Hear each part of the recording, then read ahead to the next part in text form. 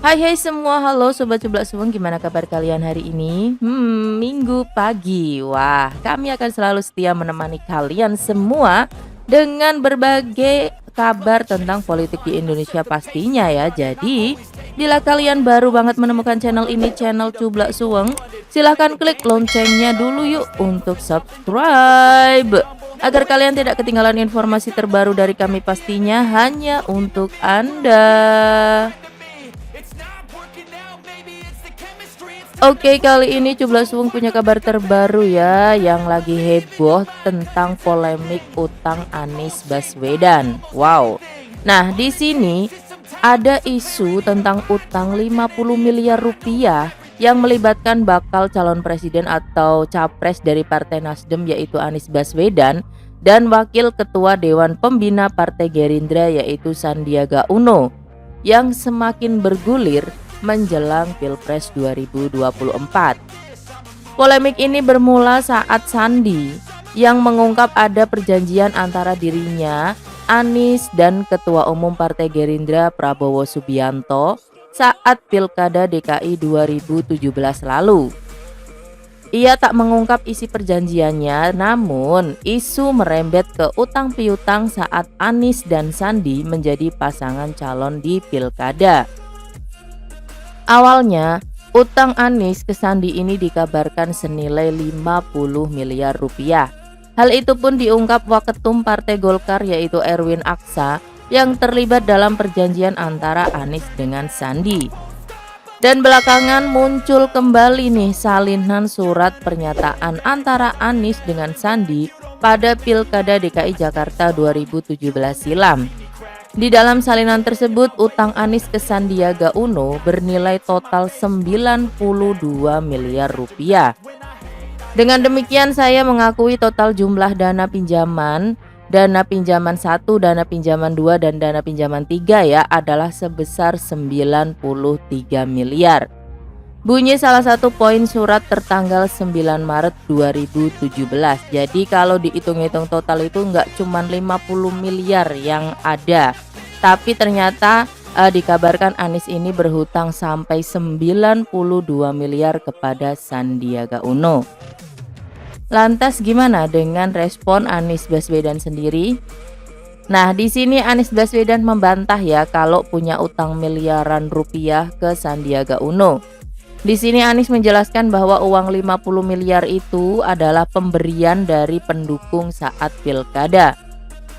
Anies pun berkata bahwa uang tersebut harus dikembalikan jika Anies Sandi kalah dalam Pilkada. Jika mereka menang, pemberi dana tidak akan menagihnya. Uangnya bukan dari Pak Sandi ya, itu ada pihak ketiga yang mendukung. Kemudian saya yang menyatakan ada suratnya, surat pernyataan utang saya yang tanda tangan. Ungkap Anies pada Jumat 10 Februari 2023. Anies pun mempertanyakan nih alasan uang tersebut kembali dibahas. Karena menurut Anies persoalan uang 50 miliar rupiah itu tuh sudah selesai. Karena Anies Sandi menang di dalam Pilkada. Jadi tidak ada sebuah utang yang hari ini harus dilunasi ya, enggak ada, karena ketika pilkadanya selesai ya selesai. Jadi menjadi aneh ketika sekarang kita bicarakan soal ada utang yang belum selesai, tutur Anies. Nah, di sini Anies juga melanjutkan penjelasannya ya mengenai perihal utang 50 miliar rupiah. Karena di situ ada pihak ketiga di mana kalau Anies ini kalah dalam Pilkada, maka Anies ini harus membayar kembali uang tersebut. Akan tetapi sebaliknya, jika Anies Baswedan ini menang dalam Pilkada, Anies ini tidak perlu membayar. Nah, kenapa kok kalau Anies kalah malah bayar? Nah, kalau kalah maka saya akan berada di luar pemerintahan. Nah, maka di situ saya harus cari uang untuk mengembalikan uangnya dan saya harus memulai bisnis, mungkin usaha apapun lah untuk bisa mengembalikan uang tersebut, ujar Anies. Tapi kalau terpilih, kata Anies nih ya, bahwa jika ia terpilih ia tidak perlu membayar utang tersebut dengan uang, melainkan dengan perubahan. dengan cara agar Jakarta menjadi kota yang maju dan sejahtera. Sebaliknya dong, bila kala saya di luar pemerintahan, sah dong kalau cari uangnya untuk membayar. Tapi begitu menang saya dari pemerintahan malah tidak usah. Justru itulah dukungan Anda untuk Jakarta lebih baik, papar Anies. Kendati demikian, Anies Baswedan pun menambahkan ya bahwa Anies ini ingin mereka yang ingin berkontestasi di dunia pemerintahan mengikuti rekam jejaknya. Hal ini agar para pejabat fokus membangun daerahnya, bukan malah mencari cara untuk bisa mengembalikan uang kampanye. Saya berharap pola ini menjadi bahan referensi ya untuk dipikirkan bahwa mendukung itu untuk perubahan, bukan mendukung sebagai investasi untuk nanti dikembalikan dalam bentuk privilege lainnya.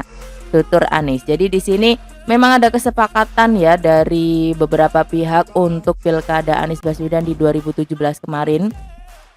Akan tetapi ketika Anies menang dalam pilkadanya, itu utang udah selesai.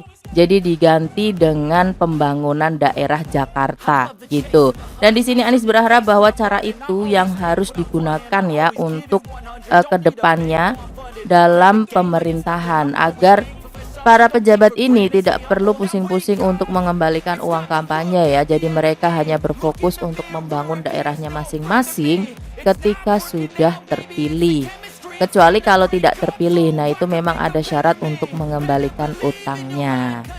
Di sini Anies menambahkan ya bahwa terhadap kekeliruan persepsi publik yang kini tengah menjadi bola liar di masyarakat, kata Anies bahwa uang tersebut ini memang betul adanya, jadi tidak ditampik sama sekali mengenai uang 50 miliar rupiah tersebut ya. Namun besarnya gelontoran dana tersebut adalah bagian dari dana dukungan kampanye yang terkumpul dari berbagai pihak ketiga. Jadi begini ya, pada masa kampanye itu banyak sekali yang melakukan sumbangan, banyak sekali. Ada yang kami tahu dan ada yang kami tidak tahu. Ada yang memberikan dukungan langsung pula kepada relawan pengantin, dan banyak juga hal-hal yang dilakukan oleh mereka lewat dukungannya. Tutup Anies. Nah, lantas gimana nih untuk tanggapan dari Sandiaga Uno sendiri nih? Nah, di sini Sandiaga Uno memberikan komentar ya yang cukup berbeda dengan Anies Baswedan, karena Sandi mengaku di sini akan mengikhlaskan uang 50 miliar tersebut. Di sini Sandi sempat berkomunikasi dengan keluarga dan beribadah sebelum memutuskan hal itu. Saya telah sholat istikharah. Setelah saya menimbang konsultasi dengan keluarga, saya tidak ingin melanjutkan pembicaraan mengenai ini, kata Sandi pada Selasa 7 Februari 2023. Jadi menurut Anies Baswedan bahwa itu bukanlah uang Sandi, tapi menurut Sandiaga Uno ya sudah, saya ikhlaskan saja uangnya. Jadi gimana ini menurut kalian? Silahkan tulis di kolom komentar pendapatnya, dan jangan lupa LKS like, comment, share ke teman-teman ya. Dan jangan lupa untuk selalu support channel Ciblak Suweng. Sampai ketemu di video selanjutnya.